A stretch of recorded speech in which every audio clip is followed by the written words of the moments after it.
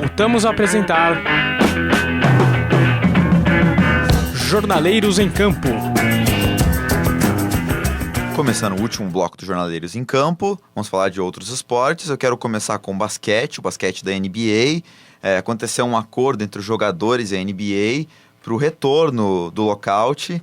Isso vai se iniciar em 25 de dezembro e o Lucas Vian tem mais informações. Isso mesmo, Paulo. De acordo com o comissário da NBA, David Stern, ele falou que o período de treinamento e agenciamento dos jogadores começa dia 9 de dezembro. E a rodada vai começar dia 25 de dezembro, Natal. E o primeiro grande jogo que a gente vai ter logo na primeira rodada é Chicago Bulls contra o Los Angeles Lakers. E agora nós temos também as novidades da NHL. O Marcos Garcia vai falar um pouco mais do hockey. Marcos, pode falar. Exatamente, na última quinta-feira nós tivemos o retorno do Sidney Crosby ao rink. O Sidney Crosby, eu não gosto de comparar muito futebol com outros esportes, mas o Sidney Crosby é como se fosse o Neymar do hockey. Ele é um jogador muito jovem e já venceu muita coisa nesses primeiros anos dele na NHL.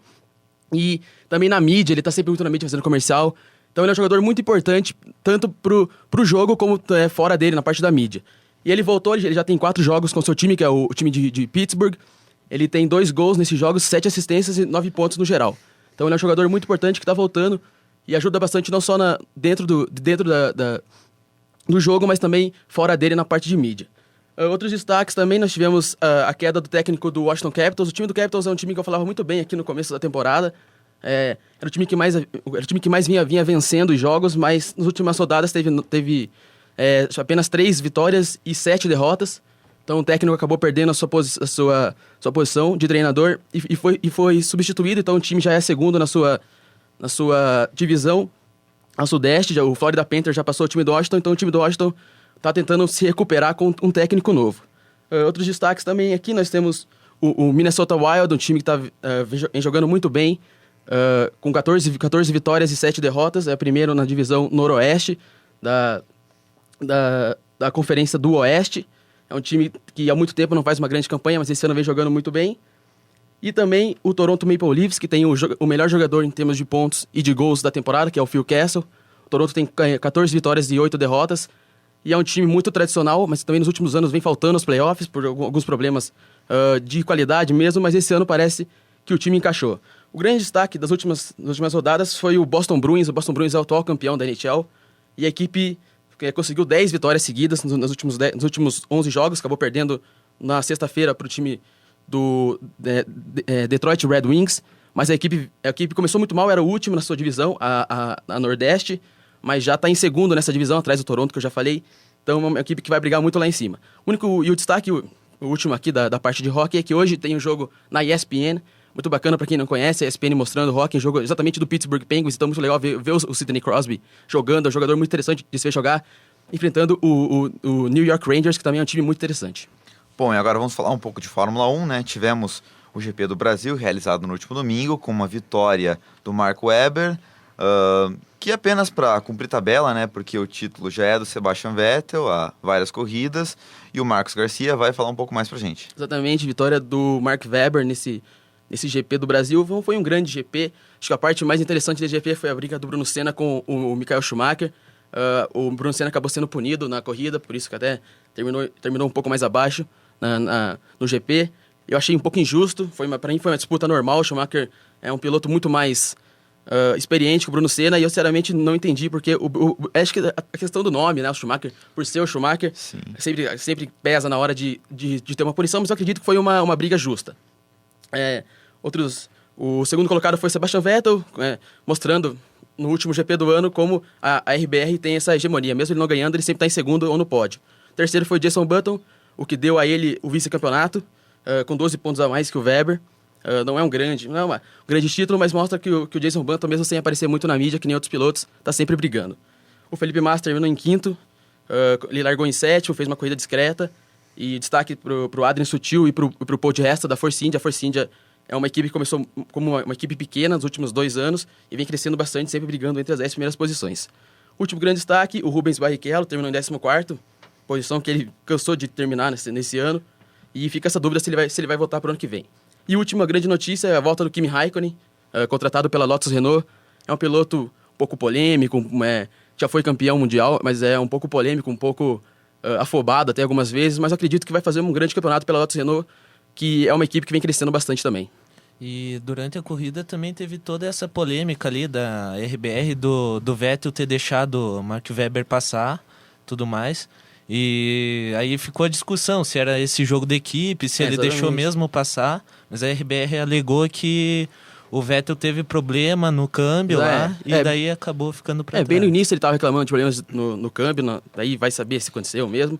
Mas eu acredito, mas mesmo assim o Button na terceira posição garantiu o vice-campeonato. Mas a vitória foi importante pro Webber do mesmo jeito. Bom, e esse ano revela um domínio absoluto da Red Bull. A McLaren também foi muito bem, mas o que me chama a atenção é que a Ferrari foi muito mal, não conseguiu desenvolver um carro interessante. O Alonso não conseguiu ter uma sequência boa, ficou várias vezes em segundo lugar. E o Felipe Massa, que não fez nenhum pódio esse ano e realmente se tornou uma decepção. O primeiro piloto da Ferrari desde 1992 a não subir no pódio durante uma temporada inteira. Mostra um pouco desse prestígio que o Massa não tem na Ferrari, mas ele ainda vai continuar lá no próximo ano. O Fernando Alonso, acho que faltou um pouco de carro para ele é muito talentoso, bem mais que o Massa, na minha opinião. Mas acredito que nesse ano não tinha como tirar da RBR, principalmente do Vettel, que estava muito inspirado. Uhum. E acho que outra dúvida também que fica muito na cabeça do torcedor é sobre o Bruno Senna, né? Porque ele estava tentando conquistar um espaço e tal. E com o Kimi Raikkonen indo para a Renault Lotus, fica a dúvida se ele realmente vai ter essa sequência, porque temos o Vitaly Petrov, que pode não ser um grande piloto, mas ele trouxe um patrocinador muito importante da Rússia e a expectativa é que ele fique. E temos o Kubica também, que esse ano não competiu devido àquele acidente com ele, mas provavelmente ele vai voltar para a Renault ou vai para alguma outra grande equipe. Ficou um pouco complicado para o Bruno Senna, mas eu acredito que pelo que o Bruno Senna mostrou esse ano, do pouco que ele correu, talvez ele consiga uma equipe para o ano que vem. Não vai ser uma equipe tão promissora contra a Lotus Renault, mas para o Bruno Senna que está começando, eu acho interessante ele pelo menos estar na Fórmula 1. E agora eu vou falar um pouco de vôlei. O Pedro Dutra tem mais novidades sobre a decepção que está sendo o Brasil nessa Copa do Mundo. Bom, Paulo, o Brasil vem com a sequência de 2 derrotas para Cuba na madrugada de domingo para segunda-feira, e hoje pela manhã o Brasil perdeu para a Sérvia por 3-1, e com esse resultado o Brasil saiu da zona de classificação para os Jogos Olímpicos e sem chance de título nenhum.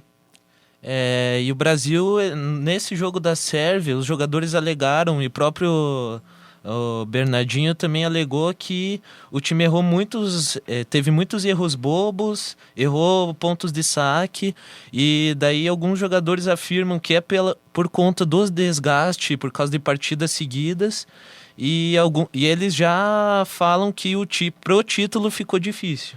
No primeiro set o Brasil teve 11 erros sem ser forçados. Então você vê uma sequência de erros tão absurdos de uma seleção como o Brasil, que tem um nome a zelar, né? É uma seleção forte, onde você só vê o destaque são o Murilo e o Giba ainda. Eles continuam levando a seleção nas costas. E o Giba já admitiu que o título ficou distante e agora o Brasil está brigando por uma das vagas na Olimpíada, que ficam com os 3 primeiros, e está atrás de Polônia, de Rússia e de Itália. O Brasil ele tem 5 vitórias em 8 jogos. Ou seja, a gente estava acostumado a ver o Brasil com uma sequência de vitórias sempre, sem perder. Agora já tem que se acostumar com essas derrotas. Bom, agora vamos falar um pouco de tênis, né? O Roger Federer conquistou a ATP Finals e o Renan Araújo tem mais novidades.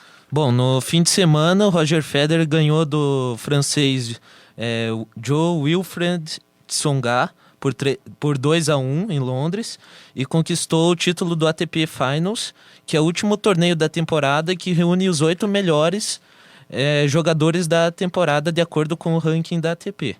E esse foi o título de número 70 da carreira do Federer em 100 finais disputadas. E com o título ele recuperou a terceira posição no ranking mundial.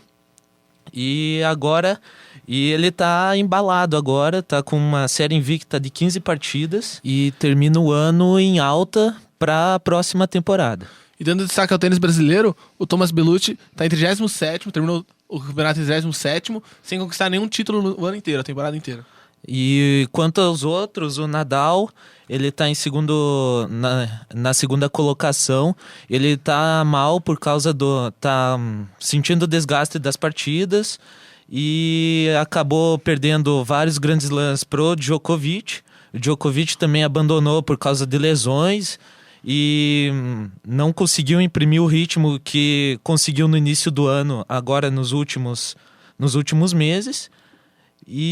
Mas mesmo assim ele continua mantendo uma boa distância em relação aos demais no ranking da ATP. E o último jogo que falta nesse ano é a final da Copa Davis entre Espanha, com a presença do Nadal, e Argentina, que vai ser nos dias 2 e 4 de dezembro. Estamos encerrando o programa. Acesse nosso site www.jornaleirosesport.com. Siga a gente no Twitter, @jsport. Obrigado pela participação de todos. Beijo, tchau. Jornaleiros em Campo. Apresentação: Paulo Semisec. Produção: Lucas Bianchi.